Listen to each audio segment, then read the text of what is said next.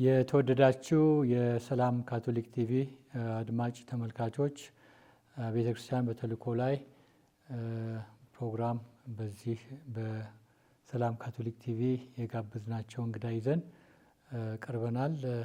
ሲስተር ድንቅነሽ አማኑኤል እዚህ በስቱዲዮአችን ይገኛሉ። ራሳቸውን እንዲያስተዋውቁ እጠይቃለሁ። የእሳቸው ማህበር በዚህ በኢትዮጵያ በተልእኮ ላይ ይገኛል እና ስለ ተልእኳቸው ሰፋ ያለ ማብራሪያ ይሰጡናል እና አብራችሁ እንድትቆዩ እንጋብዛለን።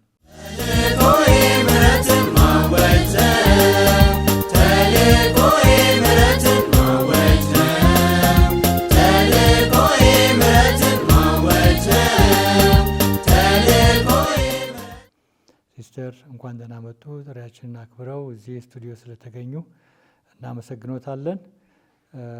ራስዎትን ለአድማጭ ተመልካቾች እንዲያስተዋውቁ እድል ሰጥዎታለሁ። ከዚያ በኋላ ወደ ዋና ቁም ነገሩ እናልፋለን። እሺ፣ ሰላም ካቶሊክ ቲቪ በእርሶ በኩል ሆነው ይህንን ስለ ማህበራችንና አጠቃላይ ስለ ተልእኮ ማስተላለፍ እንድችል እድሉን ስለሰጣችሁኝ በማህበራችን በድሆች አገልጋዮች ማህበር ስም በቅድሚያ ማመሰገን እፈልጋለሁ። እኔ ሲስተር ድንቅነሽ አማኑኤል ይባላለሁ። የድሆች አገልጋዮች ማህበር በአሁኑ ሰዓት በኃላፊነት ላይ ይገኛለሁ። በኢትዮጵያ ካቶሊካዊት ቤተክርስቲያን ውስጥ ሆኜ እድሉን አግኝቼ ፊሎሶፊና ቴዎሎጂ ተማርኩኝ በጉለሌ።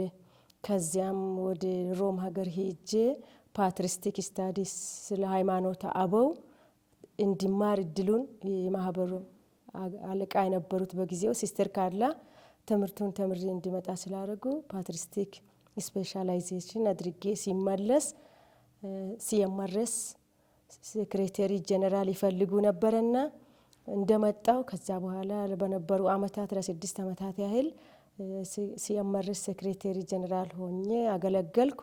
በዛው መሃል ደግሞ ተመልሼ ፓትሮሎጂ ስለ ሃይማኖተ አበው እዛው በተማርኩበት በጉለሌ ቴዎሎጂና ፊሎሶፊ ማዕከል ፓትሮሎጂ ሳስተምር ቆየው። በማህበራችን ደግሞ በህንጸት አገልግሎት ዘርፍ ኖቪስና ፖስትላንቶችን በመያዝ አግዛቸው ነበረ። እንግዲህ ብዙ አገልግሎት ነው ያሉት እና በዚህ በድሆች አገልጋዮች ማህበር ውስጥ እርስዎ አሁን 25 አመት አገልግለዋል። በቅርብ ጊዜ አክብረዋል ይህንንም የዚህ የብር ኢዮቤልዩ እና በዚሁ አጋጣሚ እግዚአብሔር ለዚህ አገልግሎት ስላበቃዎት ረጅም ጊዜ በቤቱ በተልእኮ ስላቆመዎት ስላጸናዎት እግዚአብሔር እናመሰግናለን። እንኳን አደረሰዎት እንላለን በዚሁ አጋጣሚ እና እንደነገሩን እንግዲህ በዚህ በተለይ በኢትዮጵያ የሚገኘው ይሄ ድሆች አገልጋዮች ማህበር አሁን የበላይ አለቃ ሆነው ነው በኢትዮጵያ የሚያገለግሉት። በዚህ በኢትዮጵያ በተለያዩ ቦታዎች በተለያዩ ሰበካዎች አገልግሎት ትሰጣላችሁ እና እርስዎ ደግሞ እዚህ መካኒሳ በሚገኘው ዋና የማህበራችሁ ገዳም እዛ ነው የሚገኙት። ከዚህ ሆነው ነው እንግዲህ አገልግሎቱን ሁሉ የሚከታተሉት እና በቅርብ ጊዜ ደግሞ 50ኛ አመት አክብራችኋል። የማህበራችሁ በዚህ በኢትዮጵያ አገልግሎት የጀመረበት እና ይህም ትልቅ የቤተክርስቲያናችን በረከት ነው እና ስለ ማህበራችሁ የበለጠ ለአድማጭ ተመልካቾች ግንዛቤ እንዲያገኙ እንዴት እንደተጀመረ የማህበራችሁ ስያሜው እንግዲህ የድሆች አገልጋዮች ነው የምትባሉት። ሜጅስ ኦፍ ዘ ፑር በእንግሊዝኛው አጠራር እና ትንሽ ገለጻ ቢያደርጉልን። የድሆች አገልጋዮች እህቶች ማህበር ወይም ኢንስቲትዩት ኦፍ ዘ ሜጅስ ኦፍ ዘ ፑር በመባል ይታወቃል። የተመሰረተውም እንደ አውሮፓ አቆጣጠር 1951 በብፁዕ አቡነ ኮንራድ ዴቪቶ የሚባሉ አቡን ካፑቺን አቡን ናቸው። ካፑቺን ካህን ነበሩ። ለመጀመሪያ ጊዜ እንደ አውሮፓ አቆጣጠር በ1947 ዓመተ ምህረት በሰሜናዊ ህንድ ላክናው ሀገር ስብከት ጳጳስ ሆነው ተሾመው ሄደው ነበር። ከዚያ በፊት በርግጥ አቡነ ኮንራድ ቪቶ እንደ ካህን በጣም ልዑክ የመሆን ትልቅ ፍላጎት ስለነበራቸው በካፑቺን ታናናሽ ወንድሞች አማካኝነት በዛው አቡን በሆኑበት ሀገረ ስብከት በሴሚናሪ ኃላፊነት በትምህርት ቤት አስተዳደር በተለያዩ ነገሮች ያገለግሉ ነበር። ከዚያም 1947 ዓመተ ምህረት ላይ ጳጳስ ሆነው ሲሾሙ የመጀመሪያ ስራቸው ነበረው የሀገረ ስብከት ካህናትን ማቋቋም። እንደ ሁለተኛ ደግሞ እንደ ትልቅ አገልግሎት ያደረጉት የድሆች አገልጋዮች እህቶች ማህበርን መመስረት ነበር። ይህንንም እንዲመሰርቱ ያነሳሳቸው በጊዜው በ1947 ዓመተ ምህረት ራሳቸው ጳጳስ ሆነው በተሾሙ ዓመት ርዕሰ ሊቃነ ጳጳሳት የነበሩት ርዕሰ ሊቃነ ጳጳስ ፒዮስ 12ኛ ነበሩ።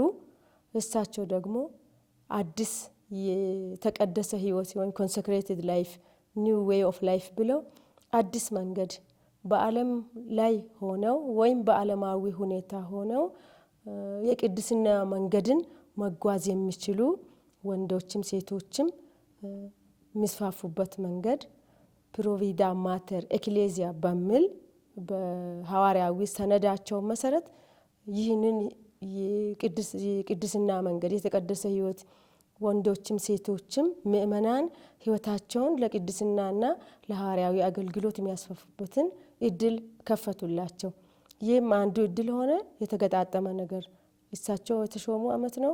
ርዕሰ ሊቃነ ጳጳሳት አዲስ ዶኩመንት ለአዲስ ፎርም ኦፍ ኮንሰክሬትድ ላይፍ ብለው ያመጡበት ዓመት ስለነበረ ይህኛው እንዲስፋፋ ትልቅ እድል ሰጣቸው።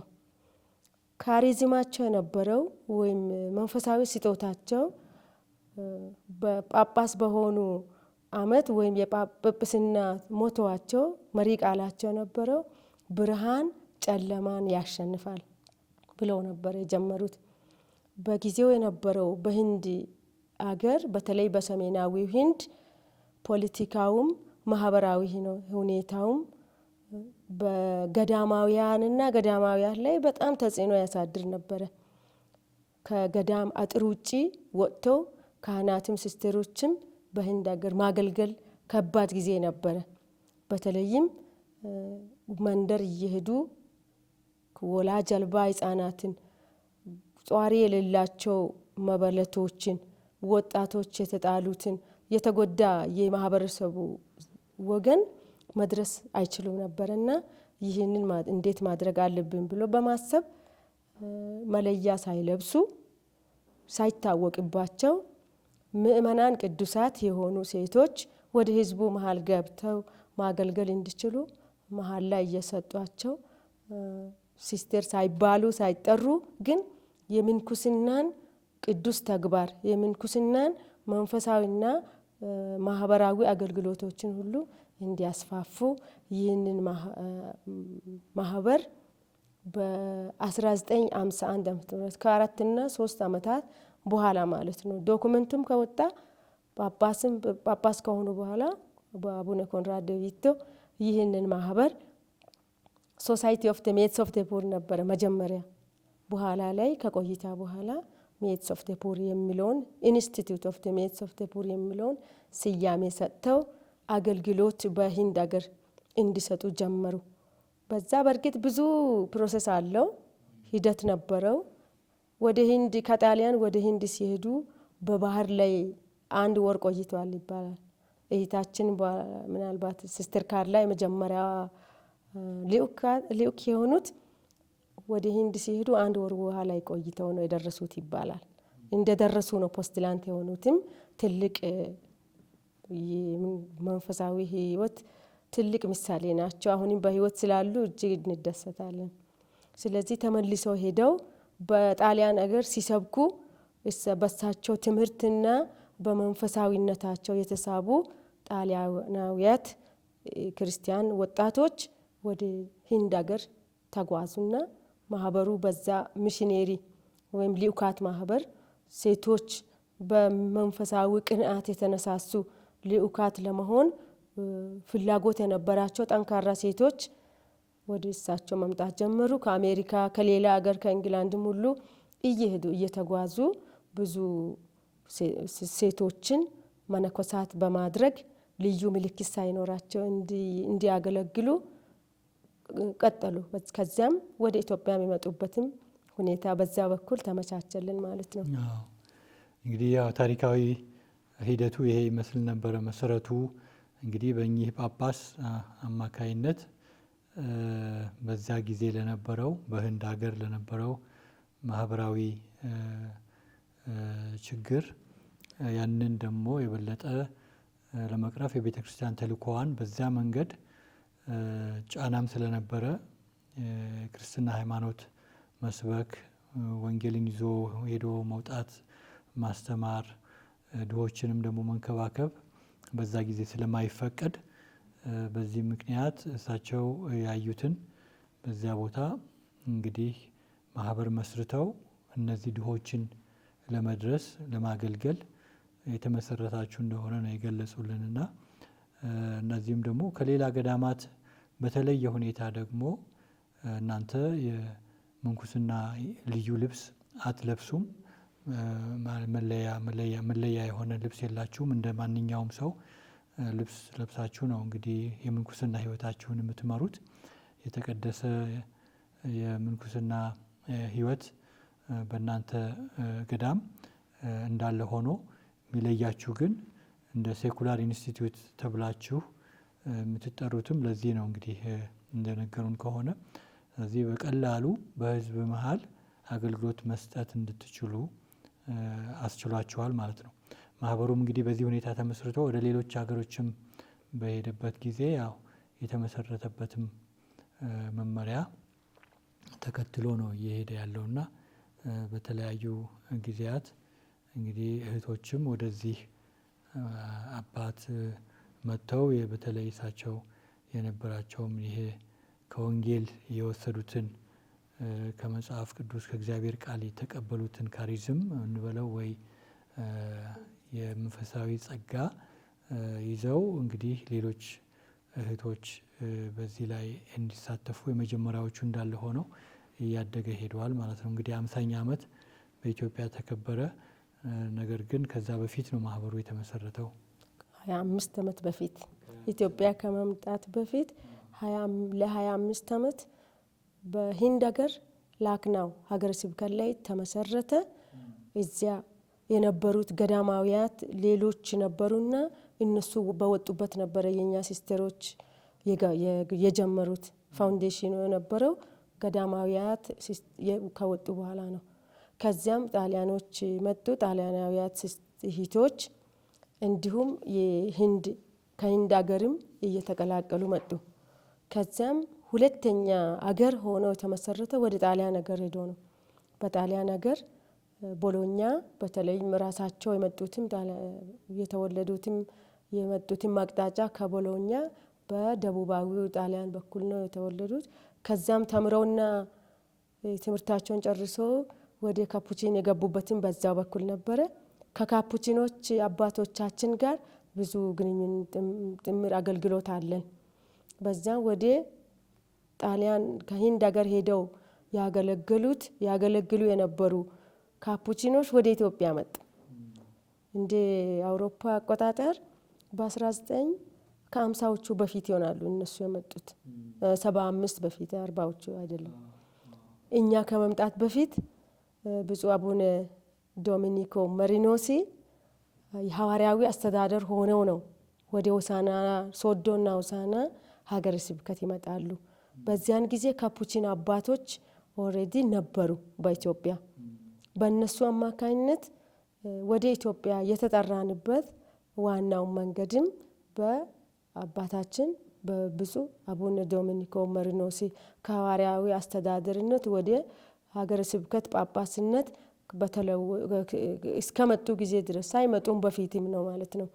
ስለዚህ እሳቸው ናቸው ለመጀመሪያ ጊዜ ወደ ሀገረ ስብከታቸው ወደ ኢትዮጵያ መጥተው እንዲያገለግሉ ያሉት። ሲመጡ ጣሊያኖች ነበሩ ወደ ኢትዮጵያ ለመጀመሪያ ጊዜ የገቡት። 3 ጣሊያናውያት ሲስተሮች፣ ሲስተር ካርላ፣ ሲስተር አዴሌና ሲስተር ሊዲያ የሚባሉ በህይወት አሉ። 3ቱም አጋጣሚ ሆኖ እግዚአብሔር ይመስገን። ወደ ኢትዮጵያ የተቀበሏቸው ካፑቺን አባቶችና ብፁዕ አቡነ ዶሚኒኮ መሪኖስ ምስክር ነን። እንዲሁም ዛሬ አጋጣሚውን አግኝቼ እንዳመሰግናቸውም እድል ስላገኘው እግዚአብሔርን ማመሰግነው ኢትዮጵያ ሲመጡ ቤት አልነበረን። ለመጀመሪያ ጊዜ ወደ ኢትዮጵያ ሲመጡ በቤታቸው የተቀበሉን የካፑቺን ደናግል እህቶች ናቸው። እናመሰግናቸዋለን። ምስጋናችን ይድረሳቸው ማለት እፈልጋለሁ። በጃጁራ በተከበረ በዓል ቀን ራሱ ስማቸውን ጠቅሰናል። በእርግጥ መጥተው እንድናመሰግናቸው ፊት ለፊት እንዲመጡ ሁሉ እየተመኘን ነበር። ለብዙ ጊዜ የመጀመሪያ አባላት የነበሩት አሁንም ሲስተር አልማዝ ሌዛ፣ አልማዝ አንዳቦ፣ ሌሎች ወጥተው ሁለተኛ ግሩፕ የነበሩት እህቶቻችን አሁንም 3 አሉ። እነኚህ ሁሉ በካፑቺን ሲስተሮች ቤት መካኒሳ በነበራቸው ቤት ነው ትምህርታቸውን አለቆቻችን ሲመጡም የተቀበሏቸው እዛ ነበረና እናመሰግናቸዋለን። በእንዲህ ሁኔታ ነበረ እንደ አውሮፓ አቆጣጠር 1975 ወደ ጃጁራ ማህበሩ የተጀመረው በጃጁራ ነው። ጥሪ ያደረጉት ብፁዕ አቡነ ዶሚኒኮ በዛ ጊዜ ሐዋርያዊ አስተዳደር ነበሩ። ከዛ ወዲያው ጳጳስ ሆነው ለብዙ ዘመናት ከሳቸው ጋር ነው ነበርነው በሳቸው ስር። እሳቸው ጳጳስ ሆነው ጃጁራ ተከፈተ። እንደገና ጠዛ፣ ከዛ በኋላ ከቆይታ በኋላ ደግሞ ጠምባሮ፣ ሶስቱም ቁምስና ውስጥ አገልግሎት እንድናደርግ ሰፊ የአገልግሎት ስፍራ የሰጡን ብፁዕ አባታችን አቡነ ዶሚኒኮ መሪኖስ ነበሩ።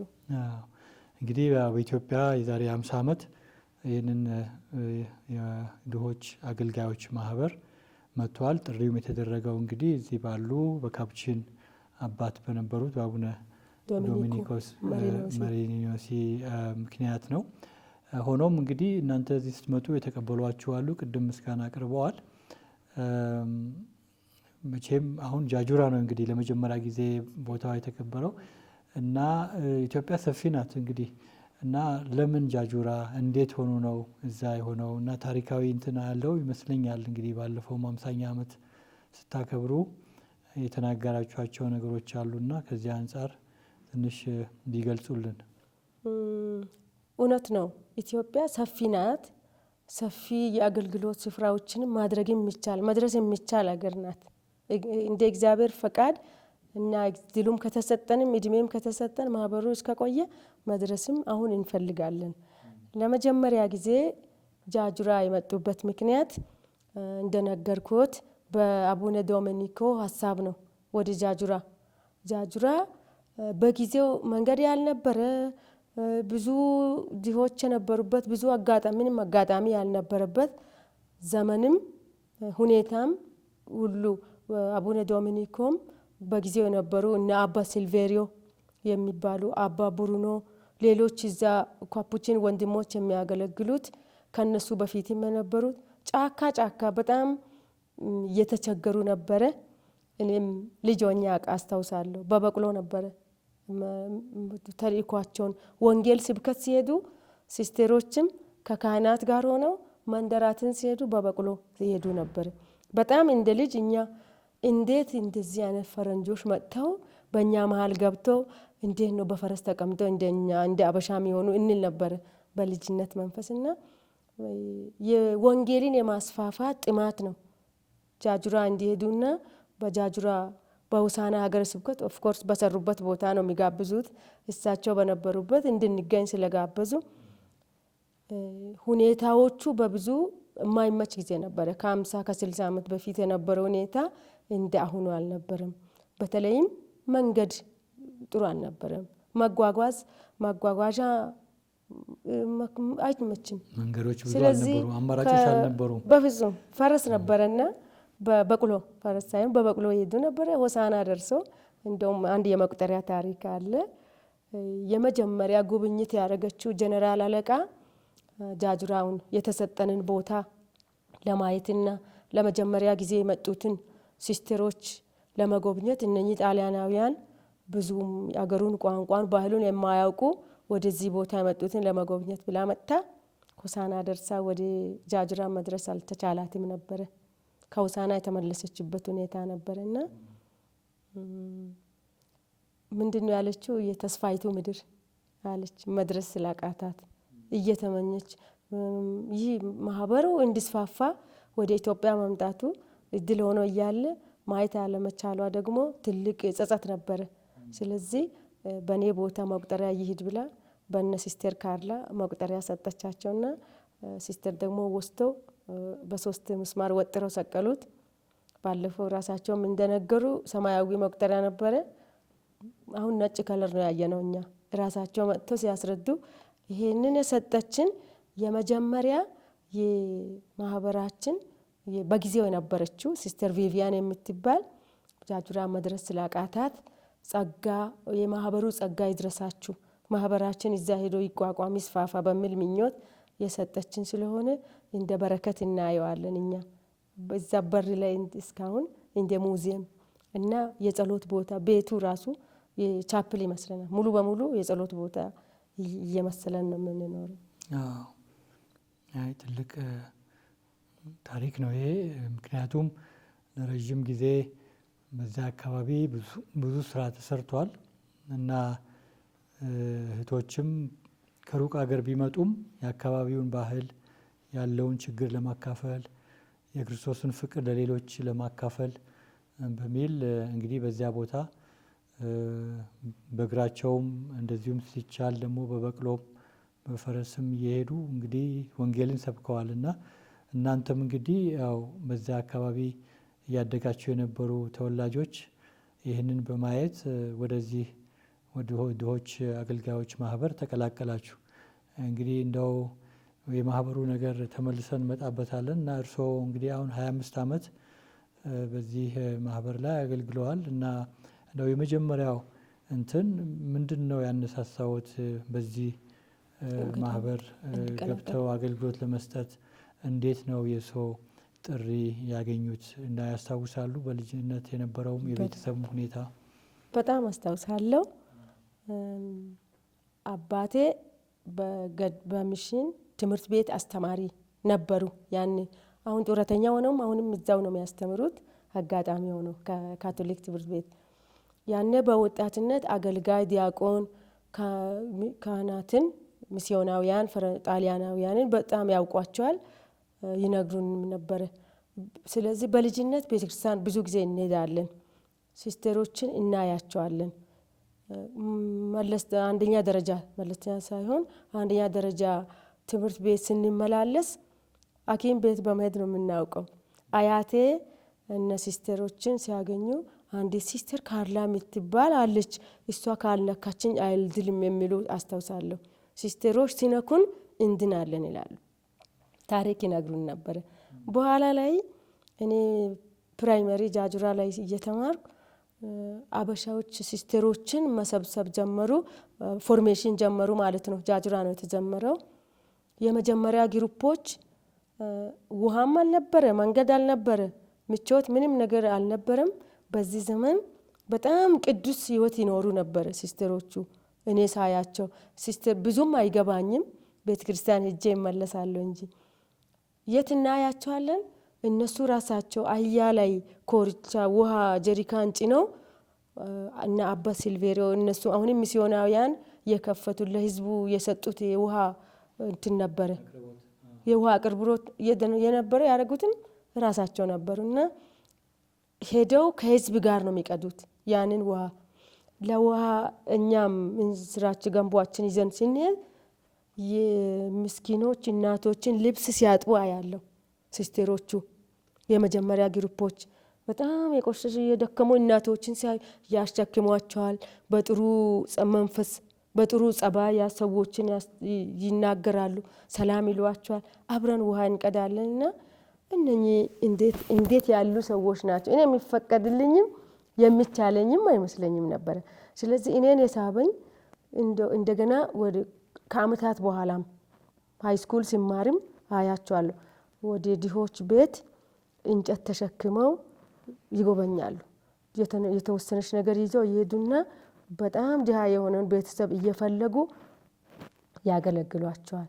የሚናገሩ የነበረው መንፈሳዊ ቃላቶቻቸው እነዚህ ሰብአዊ አገልግሎቶቻቸው በጣም የሚስብ ነበረ። ለጃጁራ ህዝብ በተለይ ምንም ባልነበረ ዘመን በዚያ በንጹህ መንፈስ ምንም በማናውቀው ጊዜ ይደረግ የነበረው መላእክት የሚያገለግሉ ይመስልን ነበር። ሲስቴሮችም ሌሎች አያቸዋለሁ። እነዚህ ግን በቅርብ ጃጁራ ላይ ሆነው እያገለገሉ ስናያቸው ሐኪም ቤት ሲሄዱ አያቶቻችን ሌሎች ሰዎች ሲመጡ ሲስቴሮች እንዲህ ሲያክሙን እንድናለን የሚሉ ነገሮች ለጥሪ ትልቁ መነሻ የነበረው በተለይ አበሻ የነበሩ በኖቪሼት ደረጃ ተመክሯቸውን ያደረጉ የነበሩት የሚያገለግሉ አገልግሎት መዘምራን ግሩፕ ትንንሽ ልጆች ሆነን እነሱ እየመጡ ያስተምራሉ። መዝሙር አሁንም የማይረሳኝ ብዙ አይነት መዝሙሮችን እየሄዱ ያስተምራሉና ሐዋርያዊ አገልግሎቶቻቸው ነው እኔን የሳበኝ። በጣም የቤተ ክርስቲያን ፍቅሩ ስለነበረኝ ከልጅነት ጀምሮ በጣም በቤተ ክርስቲያን የሚደረጉ ነገሮችን በፍቅር በአገልግሎትን በመውደድ ነው ያደግኩት። ቤተ ክርስቲያን ቅሪ ከሚሉኝ ትምህርቱንም ቢተው ይሻለኝ ነበረ። በጣም ከአባቴ ጋር ግብ ይፈጥራሉ። በዛ ትምህርት ሳልጨርስ መንገድ ላይ እንዳልቀር በሚል ይቆጣጠሩኝ ስለነበረ በደንብ ትምህርቴን እንዲጨርስም ይጸልይ ነበረ። ሲስቴሮችን እየተጠጋኋቸው መጣሁ። እነሱ የሚሰሩ ነገር ደግሞ ለህዝብ የሚያገለግሉ አገልግሎት መዘምራንን ቤተ ክርስቲያንን በዓላት ሲመጡ በጣም ደስ በሚል ሁኔታ እንድናመልክ ያደርጉታል። አሳምረውልን የነሱ ስግደት ለቅዱስ ቁርባን ስግደት ያላቸው ወጣቶችን ለመንበረ ታቦት ሲያዘጋጁ ምን ሲያደርጉ እነኚህ ነገሮች ናቸው እኔን የሳበኝና ወደ ማህበር የተቀላቀልኩበት። መንደር ይሄዱ ነበረ። በተለይ አንዲት ሲስተር አግኔስ የሚባሉ ሂንዳዊት ሲስተር አሁን የምንም እሳቸውን በህይወት አሉ። አሁን ግንብቹ ሆኖ ሌላ ቁምስና ወጥቷል። ከዛም ሩቅ ቦታ ወጣቶች እኛን ሰብስበው የመቁጠሪያ ግሩፕ ብለው መቁጠሪያ ብለው አምስት ወጣቶችን አምስት ወጣት ግሩፕ እያሉ መቁጠሪያ ግሩፕ ይፈጥራሉ። ይሄ ግሩፕ ወደ የመንደር እየሄደ መንፈሳዊ አገልግሎት እንዲያደርግ ያደርጋሉ። በጣም መንፈሳዊ ብርታት ይሰጡ ነበር ሲስተሮች። ይሄ ነበር እኔን የሳበኝ። አይ ጥሩ እንግዲህ እዚህ የወንጌል ፍሬ ነው። ይሄም በድሆችን የማገልገል እና እዚህ ተቀላቅለው አሁን ለረጅም ጊዜ አገልግለዋል እና ሌሎች ከእርሶ ጋርም ሌሎች እህቶችም አሉ አይደለ? ብዙ እህቶች በእናንተ በማህበራችሁ ስንት ናችሁ? አሁን 20 ነን በማህበራችን። መጀመሪያ የነበሩት እህቶች ከህንድና ከጣሊያን የሚመጡ ነበሩ። በአብዛኛው እስከ 70-80ዎቹ የነበሩት ፎርሜሽኑን እንደቀጠሉ አበሾች ሲስተሮችም እንዲነሱ እንዲበረቱ እያደረጓቸው ለብዙ ዘመናት ከኛ ጋር አብረው ኖረዋል። ጣሊያናዊያትና ህንዳዊያት ሲስተሮች ከኛ ጋር ነበሩ። አሁን አንዲት ህንዳዊት ሲስተር አሉ።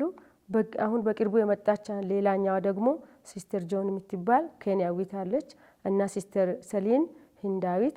በተቀረ 18ታችን ኢትዮጵያውያን ሲስተሮች አለን።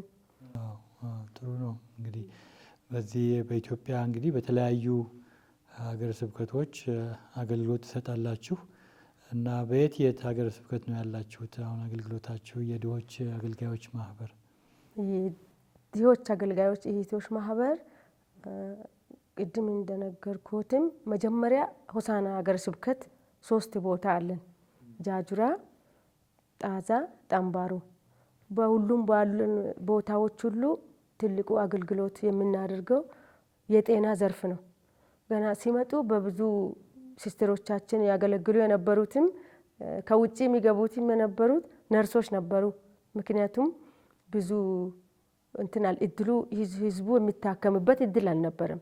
ብዙ ጊዜ በሚሽን አካባቢ ነው የሚታከሙ። ትምህርት ቤቶች ይከፍቱ የነበሩት ሚሽነሪዎች ነበሩ። ወንዶችም ሴቶችም ገዳማውያት ነበሩ። ስለዚህ ብዙ አገልግሎት ዘርፋችን ማለት የምችለው በጤና ዘርፍ ነው።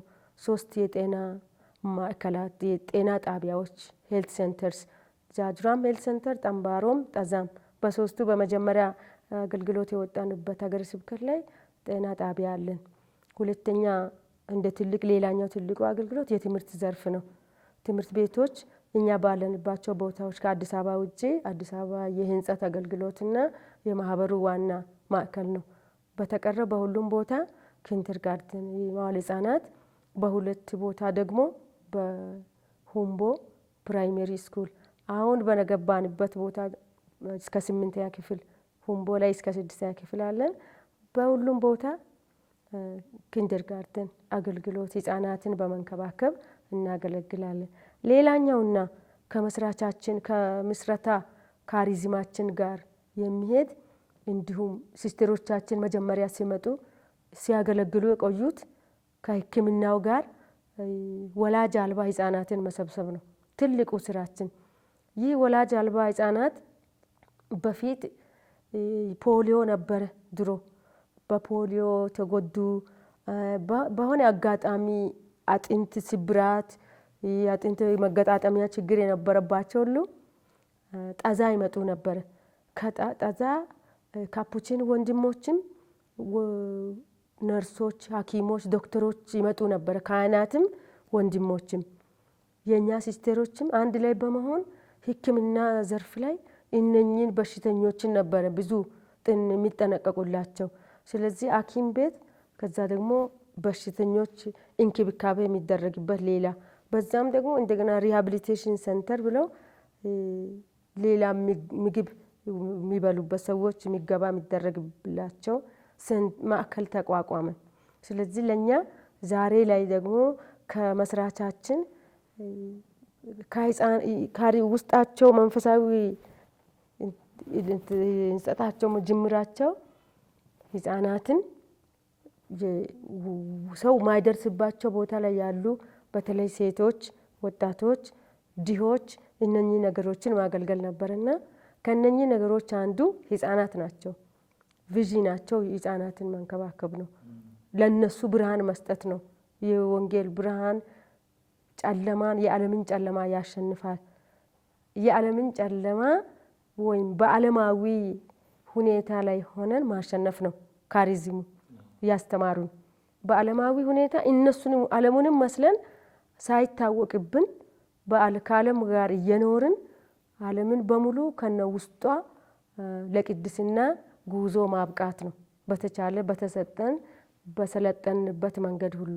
ስለዚህ ወላጅ አልባ ህጻናት መንከባከብ አባትም እናትም የሌላቸውን እንዲሁም እናት የሌላቸው ህጻናት በፊት በሽተኞች ህጻናት ነበሩ፣ ትልልቆችም ነበሩ። አሁን ግን ወላጅ አልባ ህጻናት ማዕከል ሆኖ የቅድስት ማርያም ወላጅ አልባ ህጻናት ሴንተር ጠዛ ብለን ነው ያለው በአሁኑ ሰዓት። ፓዌም በኋላ በአባ ኪዳኔና በአባታችን በብፁዕ አባታችን ካርዲናል ብርሃነ ኢየሱስ ጥያቄ መሰረት ፓዌ አካባቢ በደርግ ጊዜ ከየመንደሩ ተሰብስበው መሬት ወዳለበት የሄዱ ሰፈራ ፕሮግራም የሄዱ ሰዎች ከኛ አካባቢም ናቸው። ከደቡብ ወላይታ፣ ከምባታ፣ ሀዲያ ናቸው በብዛት ያሉትና በዛ አካባቢ ያኔ አዲስ አበባ ሀገረ ስብከት ነው ራሱ ፓዌም በአዲስ አበባ ሀገረ ስብከት ስለነበረ፣ ስለዚህ እናንተ በራሳችሁ ቋንቋ ማገልገል ስለሚችሉ እናንተ እዛ ጋር ሄዳችሁ ብታገለግሉ በምን ያንን ወንሲው የነበሩት ቶማስ ሲልቫኖ ይመስለኛል። እነሱ በመተባበር ነፍሳቸውን ይማር ሲስተር አማረች ኃይሌ የሚባሉ አንድ ታላቅ እህታችን ነበሩ። እሳቸው ከነሱ ጋር ሄደው አይቶ እንዲመጡ ተደረገ። አይቶ መጥተው እዛ ቦታ ተከፈተ። አሁን ሐኪም ቤትና ትምህርት ቤት እዛም እናደርጋለን። ሁምቦ ወላይታ ሶዶ ሀገረ ስብከት ሁምቦ በሚባልበት አሁንም ካፑቺን አባቶች የሚያገለግሉበት ነው።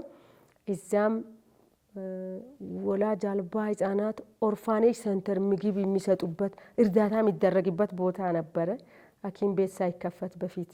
ስለዚህ እዛም ቤት መክፈት ጀመር ፈለጉና እዛም ቦታ አስከፈቱ። ሲስተሮችን ጠየቋቸው። እዛም ድሮም ነው እሱም የነበረው ቆየት ብሏል። ስለዚህ እዛም ሐኪም ቤት እና ትምህርት ቤት አሁን እስከ 6ኛ ክፍል ደርሶልን ያለው። አዲስ አበባ ፎርሜሽን ሃውስ ወጣቶች የራሳቸውን መንፈሳዊ ህንጸት የሚያካሂዱበት ሲኤምአርኤስ እየሄዱ ትምህርታቸውን ጨርሰው ወደኛ ከተቀላቀሉ ወደ ሲኤምአርኤስ እንግሊዘኛቸውን ተምረው 2 ዓመት ደግሞ መንፈሳዊ ትምህርታቸውን ብርሃን ፕሮግራም የሚባለው አለና እሱን አድርገው ወደ ኖቪሼት ካንዲዴሲ የሚገቡበት ቦታ ነው። እስካሁን በመንፈሳዊ ህንጸትና እንደ ማዕከል ለሁሉም ቤቶቻችን እንደ ማዕከል ያገለግላል። በመጨረሻም እግዚአብሔር በ50ኛ ዓመት በሐዋሳ ሀገረ ስብከት እንድንገባ ስለፈቀደልን የእግዚአብሔር ስሙ የተመሰገነ ይሁን እላለሁ።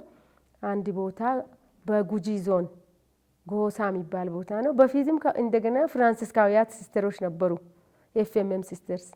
እነሱ ወደ ሌላኛው ሀገረ ስብከት በሐዋሳም ሆነ ሌላ ጋር አሉ።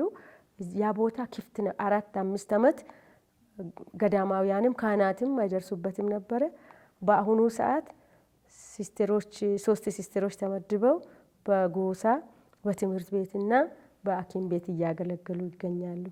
ስለዚህ በአሁኑ ሰዓት በ5ቱ ሀገረ ስብከት እያገለገልን እንገኛለንና በጸሎታችሁ እንድንስፋፋም ሌላ ቦታም ቢሰጠን እንድንስፋፋ ሰው ነው የምንፈልገው። አሁን በቁጥር 20 ብቻ መሆን በቂ አይደለም። በእርግጥ እግዚአብሔር ይመስገን በአዲስ አበባ 9 አስፒራንቶች አሉ። ጣዛ 6 አስፒራንቶች አሉ። 2 ደግሞ ፖስቲላንቶች ጣምባሮ ላይ አሉና ጥሩ ወጣቶች አሉ። በአሁኑ ሰዓት መሀላቸውን አንደኛ መሀላ ያረጉ 3 አሉ። በተቀረ ሁሉም ፋይናል መሀላ ያረጉ ናቸውና በእንዲህ አይነት ሁኔታ ነው ያለነው። እንግዲህ 20ም ቢሆን እንግዲህ በትጋት የሚሰሩ እህቶች ናቸው እና በዚህ ቅድም እንደጠቀሱት እንግዲህ ያው የዚህን ድሆች አገልጋዮች እህቶች ናችሁ። የድሆች እህቶች መሆን እንግዲህ ቀላል አገልግሎት አይደለም። ለዚህም እንግዲህ ያው መንፈሳዊ ህንጸት አለ። እነዚህ ሲስተሮች ሁሉ በመንፈሳዊ ህንጸት አልፈው እንግዲህ የምንኩስና ህይወት ጀምረው በጸሎት እርስ በርሳችሁ የተጋገዛችሁ በእነዚህ 5-6 ሀገረ ስብከታት ነው የምታገለግሉት። በሌላ በኩል ደግሞ ከዚያም ባሻገር በተለያዩ ሙያ ሰልጥነው በጤና በትምህርት ይህንን አገልግሎት እንድትሰጡ እግዚአብሔር ፈቅዶ እንግዲህ የቤተክርስቲያን ተልእኮ በእናንተ ማህበር አማካይነት በእነዚህ ቦታዎች ህዝብን የማገልገል ስራ ትሰራላችሁና ይሄ ትልቅ ነገር ነው እና እህቶች ደግሞ ሲሰለጥኑ እንግዲህ መንፈሳዊ ህንጸቱ አለ። እሱን የምታደርጉት እዚህ አዲስ አበባ ነው በዋናነት ይመስለኛል። እንደዚሁም ደግሞ ሌሎች አይነት ስልጠናዎችም አሉ። እነዚህ በትምህርት ዙሪያ ላይ የሚሰሩ እህቶች እንደዚሁም ያው የአስተማሪነት ስልጠና ይወስዱ ይሆናል። እንደዚሁም በጤናም ስልጠና ይወስዳሉና ይሄ እንዴት ነው የሚያዩት እህቶች? ምክንያቱም ድሆችን ለማገልገል እንግዲህ ራስን ማብቃት ያስፈልጋል። በመንፈሳዊነትም እንደዚሁም ደግሞ ሙያም ተምሮ ሰልጥኖ የማድረግ ነገር ነው። እንግዲህ በመላው ዓለም በተለያዩ ሀገራት አላችሁ። ከህንድ ጀምሮ እንግዲህ ጣሊያን፣ ከዛም እንግዲህ ኢትዮጵያ፣ ሌሎችም ቦታዎች ይኖራሉ እና አሰራሩ ተቀራራቢ ነው እና መንፈሳዊ ህንጸታችሁ እዚህ በሲኤምአርኤስም በኩል እርሶም የነበሩበት ቦታ ሄደው ህንጸት ያገኛሉ። እነዚህ አዲስ የሚመጡትም ሆነ በፊት የነበሩት አሁን ሲስተር ሆነውም አገልግሎት ላይ ያሉ ሲስተሮች እና እስኪ ስለ ህንጸት በህንጸት ዙሪያ ላይ ስለሰሩ አስፈላጊነቱ ለሌሎችም ማህበራት ትንሽ ገለጻ ቢያደርጉ ጥሩ ነው። በሲኤምአርኤስም በ6 ዓመት እንደ ኤግዜኪቲቭ ሴክሬታሪ ሆነው ሰርተዋል። ህንጸት መንፈሳዊ ህንጸት ለመነኮሳት ወንድሞችም እህቶችም በጣም አስፈላጊ መሆኑን በጣም አምናለሁ። ያስፈልጋል። በቂ ነው ማለትም አይደለም። እንደው ከዚህ አሁን እየተደረገ ካለው እኔ የማውቀው እግዚአብሔር እድሉን ሰጥቶኝ ወንዶችም የሚማሩበት ላይ ሴቶችም የሚማሩበት ላይ አለው። የቤታችን ፎርሜሽን ስርዓትም አውቃለሁና ፎርሜሽን የህንጸት ትምህርቶች በተጨማሪ እንዲሰጡ በትህትና ይጠይቃሉ። እኔ ማናቸውም የሚሰሙኝ ሁሉ በየቤቱ ተጨማሪም ጭምር ይሰጣቸው እላለሁ። ወደኛ ፎርሜሽን ከመጣው ልጆች ሲመጡ የመጀመሪያ ነገር የራሳችንን መንፈሳዊነት እስከ መማራቸው በፊት ራሳቸው ሰብአዊ ነገሮችን ማወቅ አለባቸውና ስለ ራሳቸው ስለ ክርስትናቸው በተለይ መሰረታዊ የክርስትና ትምህርቶችን አውቀው መምጣታቸውን እናጣራለን። ከቆሞሳት ጋር በህብረት ለመስራት እንጥራለን። ወጣቶች ወደ እኛ እንዲመጡ የሚያበረታቱ የጥሪ ቡድን አባላት እህቶቻችን ተቋቁመው ወጣቶችን ወደ እኛ ቤት እንዲጠሩ እናደርጋለን። የጥሪ ግሩፕ የጥሪ አስተባባሪ እህቶች አሉ።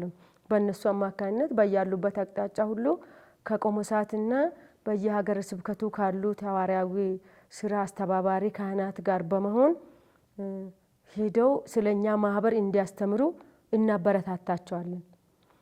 ከዛ ውጪ ደግሞ ወደ ሃይ ስኩል የሚመጡ አሉ። ትምህርታቸውን ሳይጨርሱ የሚመጡት በአንድ ትምህርት ቤት ጠዛ ላይ በአሁኑ ሁኔታ በአሁኑ ደረጃ ጠዛ ላይ ሃይ ስኩል ዱራሜ እየሄዱ እንዲማሩ አድርገናቸዋል። ትምህርታቸውን እንደጨረሱ አዲስ አበባ ይመጣሉ። አዲስ አበባ ላይ በዚህ ዘመን ቋንቋ ነው ሞር ለኛ ችግር የሆነብን ተግዳሮት የሆነብን። አማርኛም ችግር ነው፣ እንግሊዝኛም ችግር ነው። ስለዚህ ልጆች ሌላ ነገር ከመማራቸው በፊት ቋንቋ እንዲያጠኑ እናደርጋቸዋለን። ቋንቋ ለብዙ መንፈሳዊ ትምህርትም ለሌላ ትምህርትም መሰረት ነው። ቋንቋቸውን በደንብ ማወቅ መግባባት ሲችሉ ከትምህርት ጋር ይግባባሉ፣ ከማህበር ጋር ይግባባሉና የመጀመሪያ የህንጸት ስቴፕ ቋንቋ ነው። ያንንም በሲኤምአርኤስ በኩል እንዲሁም በቤትም ሌሎች ህንጸት ኃላፊ የሆነችው እህት እንድታያቸው ይደረጋል። ከዚያም 2 ዓመት 3 ዓመት በቤትም እየታዩ ስለ ማህበራችን መንፈሳዊ ጸጋዎች ካሪዝም ስለኛ መሪ ሐሳብ ስለኛ ማንነት እየተማሩ እዛም ትምህርት ቤትም የክርስትና ትምህርትን መሰረታዊ የቤተ ክርስቲያን ትምህርቶችን በሰፊው እንዲያገኙ 3 ዓመት እድል አላቸውና ከዛ ሲመጡ በቤታችን ደግሞ የድሆች አገልጋዮች እህቶች ማህበር ፎርሜሽን ፕላን አለ። በሱ መሰረት አለቃ እንድትከታተል ይደረጋል። አሁን ካንዲዴቶችና ኖቪሶች በአሁኑ ደረጃ ሲኤምአርኤስ ሲጨርሱ ወደ ጠንባሮ ከአለቃቸው ጋር ጠንባሮ ላይ ሆነው እንዲከታተሉ ተደርጓል። እዚህ ቋንቋና የሲኤምአርኤስ ኢንተር ኮንግሪጌሽናል ፖስቱላንሲ ፕሮግራም 2 ዓመት ያለውን እሱን ይከታተላሉ። ተጨማሪ ሌላ ምንድነው? ሁላችንም ሲስተሮች በሙሉ ራሳችንን መቻል አለብን። ከሆነ ቦታ ላይ ስራ መስራት አለብን። እኛ ማህበራችንም የሴኩላር ኢንስቲትዩት መመሪያ ምንድነው?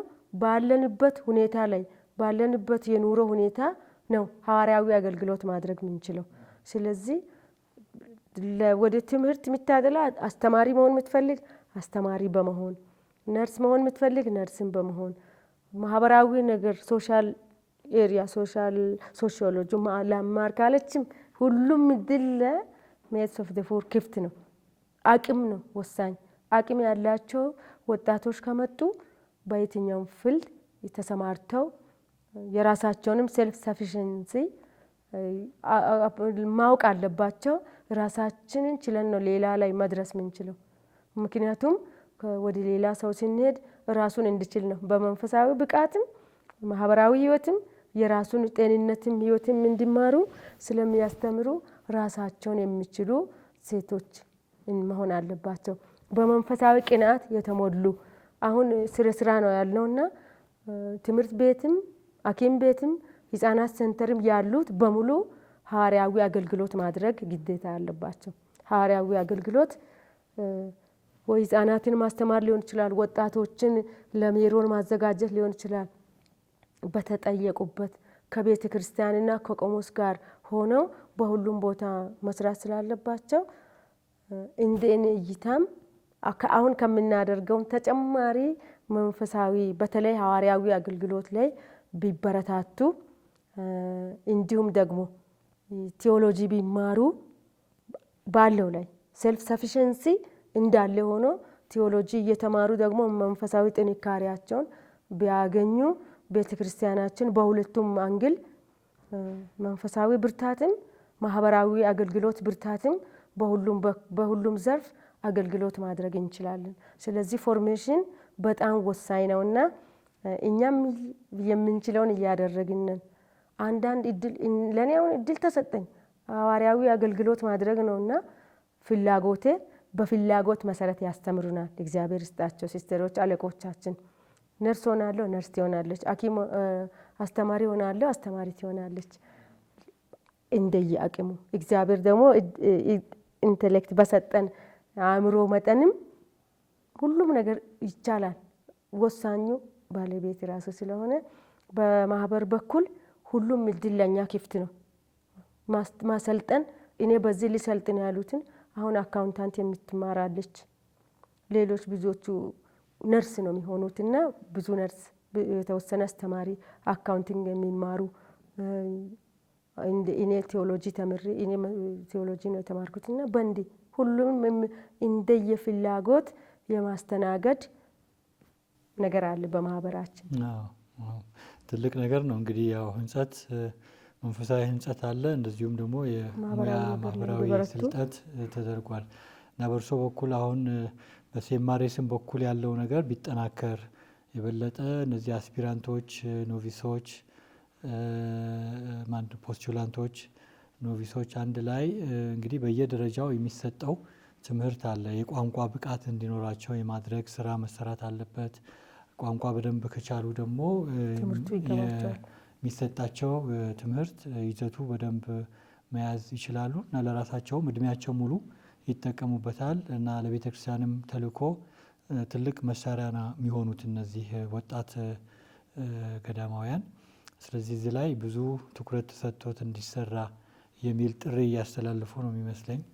በነበሩበትም ጊዜ ያው በዛ ጠንከር ብሎ ይህን ነገር እንዲሰራ በዛ ጊዜ ከነበሩት ወንድሞች አባቶች ጋር አብራችሁ ሰርታችኋል እና አሁን ያለውም ደግሞ የበለጠ ተበረታቶ ተጠናክሮ እንዲሄድ ጥሪ እያስተላለፉ ይገኛሉ እና ቅድም እንዳሉት ደግሞ በየገዳሙ ያሉትም ደግሞ እነዚህ ከጥሪ ጋር ተያይዞ ከህንጸት ጋር ተያይዞ የሚመደቡ እህቶችም እነዚህ ህንጸት ላይ እንዲያተኩሩ ጥሪ እያስተላለፉ ነው።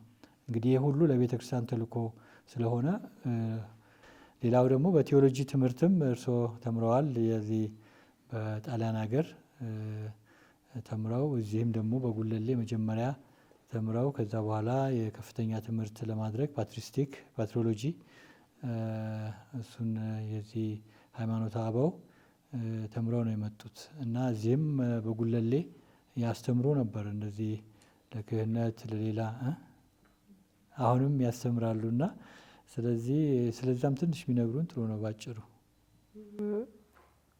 ቴዎሎጂ ትምህርት ከህንጸት ትምህርት ዋናው ነው ማለት እችላለሁ።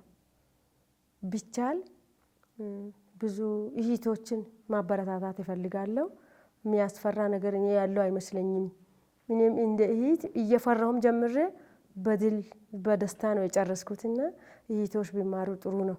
ሲጀመር እኔም ቴዎሎጂ ተማሪ ብሎ ሲስተር ካርላ አለቃ የነበሩት በጊዜው አለቃ የነበሩት አንቺ ቴዎሎጂ ነው የምትማሪ ትምህርት ቤት ትሄጃለሽ ጉለሌ እልክሻለሁ ስሉ እምቢ ብዬ ነበር ፈርቼ። የሚቻል አይመስለኝም ነበር። እንዴት አድርጌ ያኔ ደግሞ የኔ ጊዜ አንድም ሴቶች አይማሩም በኔ ነው የተጀመረው። እህቶች ሄዶ ቴዎሎጂ መማር የሆነ ትክክል ያልሆነ ነገር ነበር የሚመስለው። አልተለመደም ነበር በፍጹም። እኔ ነበርኩ የመጀመሪያ። ምናልባት ከብዙ አመታት በፊት ነበሩ መሰለኝ አላቅም። ስለዚህ እኔ እንደ ጀማሪ ነው እዛ የታየሁትና ያየኋቸውም በሙሉ ወንዶች ነበሩ። እህቶችን ያየሁት ላይብሬሪ ብቻ ነው። ላይብሬሪያን እና ምናልባት ኩሽና አካባቢ ነው እንጂ ተማሪ በሙሉ በአብዛኛው አስተማሪ ወንዶች ናቸው። ስለዚህ ቴዎሎጂ ነገረ መለኮት እኔ ለወንዶች ብቻ አይመስለኝም። ነገረ መለኮት እግዚአብሔርን ማወቅ ነው። የእግዚአብሔር ነገር ነው። ስለ እግዚአብሔር መማር ነው። ስለ እግዚአብሔር መረዳት ነው። ሌላ ነገር የለውም። እኔ ህይወቴን መንፈሳዊ ህይወት ለመኖር ክርስትናዬን በጥብቅ በቀረበ ሁኔታ በተሻለ ሁኔታ በመንኮስ ክርስቲያን ሊሆን እስካልኩኝ ነገረ መለኮትን በጥልቀት ካወቅኩኝ ተጠቃሚ ነኝ እንጂ ምንም እድሜ የከሰረ አይነት አይደለም። ብዙ ጥቅም ነው። ቴዎሎጂ የተማረች ጥሩ ህንጸት ትሰጣለች፣ መንፈሳዊ ህንጸት ለወጣቶች። ቴዎሎጂ የተማረች እህት በየትኛውም አስተዳደር ብትገባ በክርስቲያናዊ ህይወት የማስተዳደርን ትምህርት ነው የምታገኘውና እህቶችን ቴዎሎጂ እንዲያስተምሩ አለቆችን አደራ ይላሉ። ይላኳቸው፣ ይማሩ። አሁንም እንደ ተግዳሮት ሁልጊዜ ቴዎሎጂ ሲባል የሚመጣው አንደኛው አመታት ነው። ቴዎሎጂ 4 አመት ነው፣ ፊሎሶፊ 2 አመት አለና 7 አመት የሆነ የእድሜ ልክ ይመስላል፣ ግን አይደለም። እኔ ትምህርት እየተማርኩ ቤትም እያገለገልኩ ነበረ። ብዙ የከሰሩ አመታት አይደሉም፣ የተጠቀምኩባቸው አመታት ናቸውና እህቶች ብዙ ሁሉም አስተማሪና ነርስ መሆን አይደለም የሚፈልገው፣ ሐዋርያዊ አገልግሎት በቤተ ክርስቲያን ለማበርከት የሚመኙ አሉና ቢበረታቱ ብቻ ሌላ መንገድም ቢመቻችላቸው ከቤተ ክርስቲያን በኩል ምናልባት ፋይናንሱም ችግርም ከሆነ ማን ያውቃል፣ በሌላ መንገድም የሚመቻች መንገድ ቢፈለግላቸውና ቴዎሎጂ ላይ ጥረት ቢደረግ እህቶች ብዙ በብዛት ቢቀላቀሉ ተጠቃሚ ነን ብዬ እላለሁ። እኔ ከተማርኩ በኋላ እግዚአብሔር ይመስገን አሁን ብዙ እህቶች ከኔ በኋላ ተምረዋል። አንደኛዋ ሲስተር ሰላም ጎበዝ ተማሪ እዚህም አለች። በጣም የተደሰትኩት ሲስተር መስከረም ጨዋቃ፣ ሲስተር አለሚቱ፣ ሲስተር ሙላቷ፣ ሲስተር ሰላም ፊሎሶፊ ቴዎሎጂ ጨርሰው ለጥሩ አገልግሎት ጠንከር አድርገው መንፈሳዊ ህይወታቸውን ምንኩስናቸውን ለእግዚአብሔር ክብር ይሁን ብሎ መኖር ይችላሉ። የትም ቢደረጉ ደግሞ አገልግሎት ማበርከት ይችላሉና ቴዎሎጂ ለማስተማር ሲስተሮች ባይፈሩ እላለሁ። እንዲሁም ደግሞ እንደገና ቋንቋ ለኛ ለመንፈሳዊ ህይወታችን እንደ ብሎክ መሆን የለበትም ባይነኝ። ለምን አናስተምርም? እንሞክር። ምናልባት ሲኤምአርኤስ ላይ ጥሩ ዘንድሮ በተለይ ጥሩ አስተማሪዎች አሉ፣ ጥሩ አያያዝ አለ። ከድሮም የተሻለ ለማድረግ ጥረት የምታደርግ እህታችን ሲስተር አግኔስ ጥሩ ኤግዜኪዩቲቭ ኮሚቴዎች ጥረት እያደረጉ ነው የተሻለ ለማድረግና እድሉን ተጠቅመን መንፈሳዊ ህይወታችንን በህንጸት በኩልም በነገረ መለኮት ትምህርት በኩልም እንደ ሌላ ሎጂክ ትምህርት እየገባበት ሲኤምአርኤስ ያለውንም ብናበረታታው ወጣቶችን ስንቀበላቸው ወደ ሲኤምአርኤስም ጉለሌም ከመላክም በፊት በቤታችን ብናጠነክራቸው ደግሞ ብዙ ተጠቃሚ ነን። እንዲማሩ እናደርጋቸዋለን፣ እንዲደፍሩ መንፈሳዊ ህይወትን ለመኖርም ለሌሎች ለማስተላለፍም ድፍረት የሚያገኙ ስለሆነ ብናበረታታ በጣም ጥሩ ነው። ተጠቃሚ ነን። መንፈሳዊ እድገት ይኖረዋል። ወጣቶች በስለው ነው የሚወጡት። ቀጥታ እንደመጡ ሲስተር እናርጋቸው ብንል ጥሩ ሆኖ ላይቀጥሉ ይችላሉ፣ ላይገባቸው ይችላል። እንግሊዝኛና አማርኛን እንደ ተግዳሮት አይተነው ወደ ሌላ አቅጣጫ መሄዱ ብዙ ጥሩ ነገር ያለው አይመስለኝም በእኔ አመለካከትና እንበርታ ይላለሁ። ጥሩ ነው የሰጡት እንትን እና ብዙ እህቶችም አላችሁ የተምራችሁ አሁን ቤተክርስቲያንን እያገለገላችሁ በቤተክርስቲያን ተልእኮ ጥሩ አገልግሎት እየሰጣችሁ ያላችሁ እህቶች አላችሁ። ቅድምም ጠቅሷቸዋል። ኮንስላታ ሲስተሮችም አሉ፣ ብዙ አሉ። እነሱ ደግሞ ወጣቶቻቸውን ከፎርሜሽናቸው አንዱ ክራይቴሪያ ቴዎሎጂ ማስተማር ነው። በጣም ነው የሚወደው። ጥሩ ማበረታታት። ኤፍኤምኦኤል ሲስተሮችም አሉ አንድ የተማሩ ኤፍኤምኦኤል የተማሩት ኤፍኤምኦኤል አለች። ሲስተሮች አሉ ሌሎችም ከሀገር ወጡ። ማሪያኒታ ሲስተሮች ነበሩ። ብዙ ሲስተሮች ሌሎችም አስተምረዋል። ሲስተርስ ኦፍ ቻሪቲ ኦፍ ሰንጀን አንቲድ ሲስተር የሽሬ ሲስተሮች 2 ሲስተሮች ሲስተር ለምለምና ሲስተር ማና ኤፍኤምኦሲ ሲስተሮች ብዙ አስተምሯቸዋል።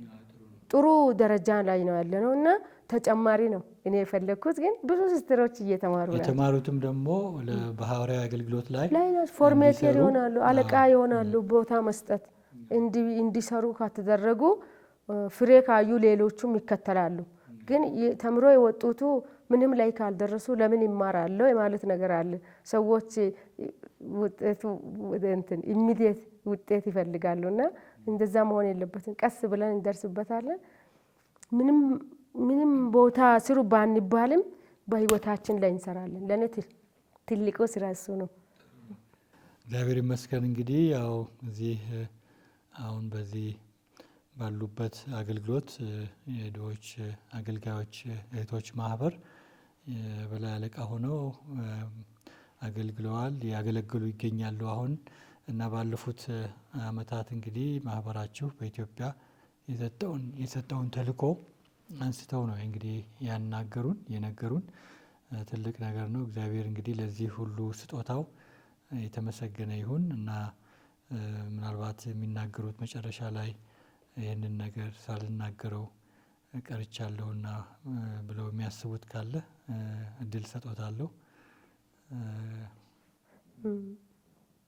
በመጀመሪያ ይህን እድል ስለሰጣችሁን እርሶንም ሰላም ካቶሊክ ቲቪ ሰራተኞችን በሙሉ ከልቤ አመሰግናለሁ።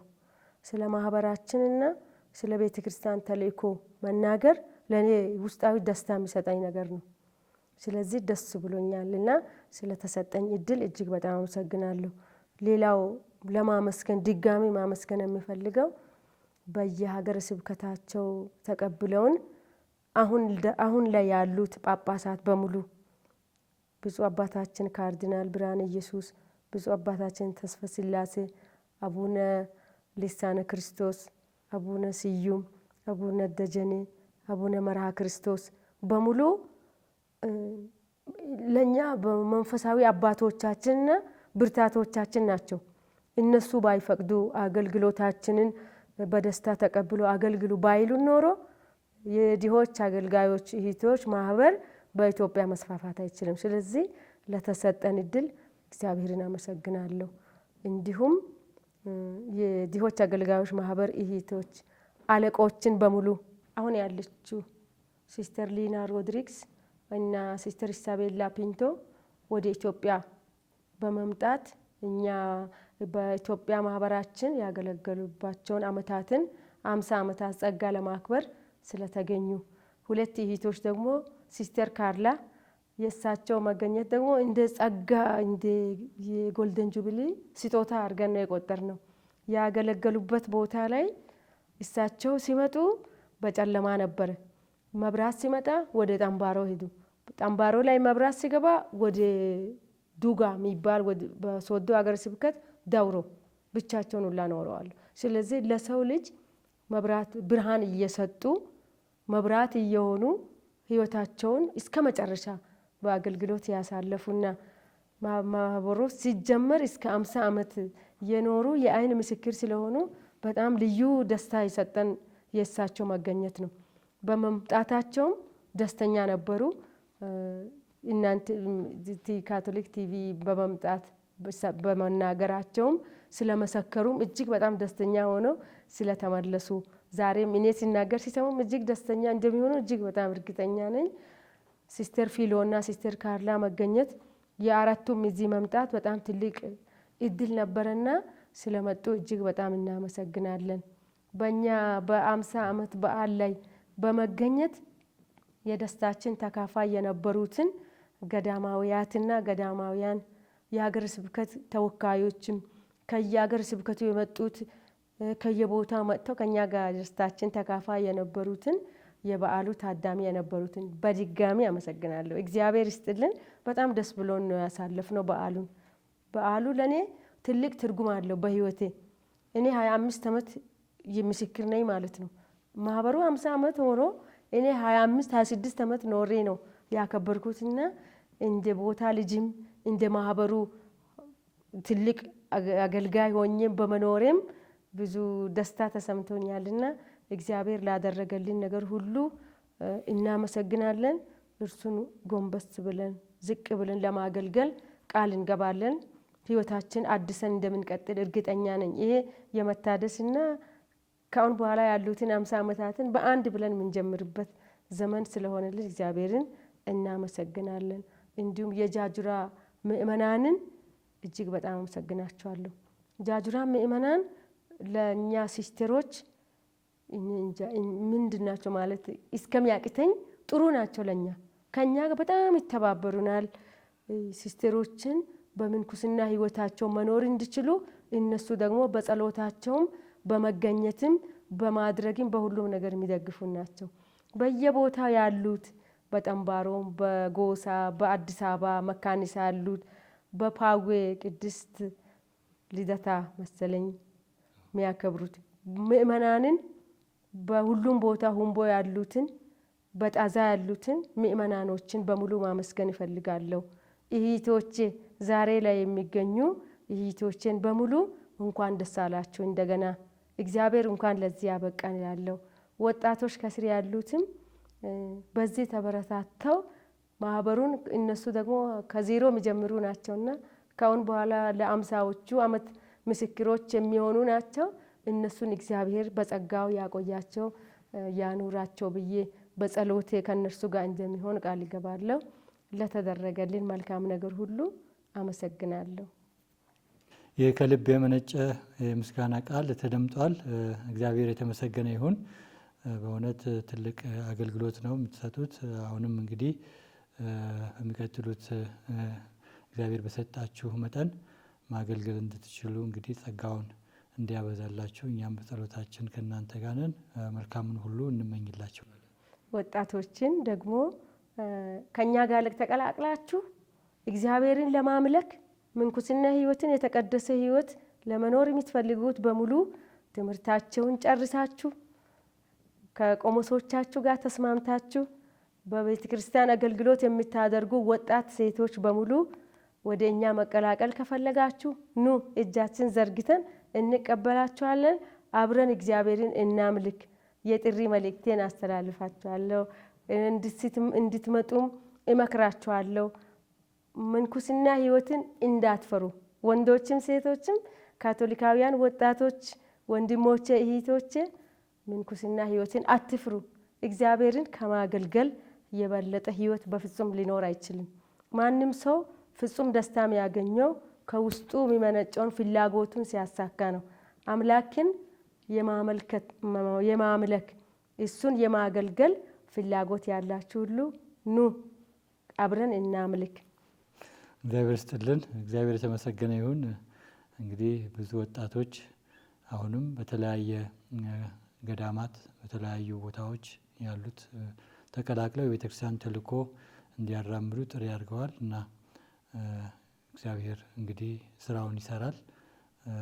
መልካሙን ሁሉ በድጋሚ እንመኛለን። ሲስተር እግዚአብሔር ይስጥልን። አባ የተወደዳችሁ የሰላም ካቶሊክ ቲቪ ተመልካቾች ከእህት ድንቅነሽ አማኑኤል የድሆች አገልጋዮች እህቶች ማህበር የበላይ አለቃ ጋር የነበረን ቆይታ በዚህ ያጠናቀናል እና በማህበራቸው አማካይነት ለቤተ ክርስቲያን የሚሰጡት ትልቅ የተልእኮ አገልግሎት የተባረከ እንዲሆን በጸሎታችሁ እንድታስቧቸው በጠየቁት መሰረት በጸሎታችሁ እንድታስቧቸው አደራ በማለት እንግዲህ ስለነበረን ጊዜ እግዚአብሔርን እያመሰገንን መልካሙን ሁሉ ለሁላችሁም እንመኛለን።